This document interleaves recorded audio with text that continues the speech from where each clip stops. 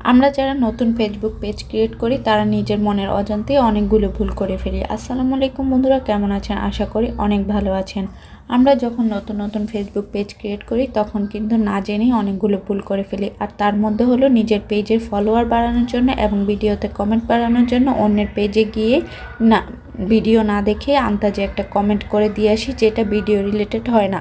সেটা কিন্তু Facebook algorithm ঠিকই বুঝে যায়। এতে করে কিন্তু আমরা নিজের পেজের ক্ষতি নিজেই করছি।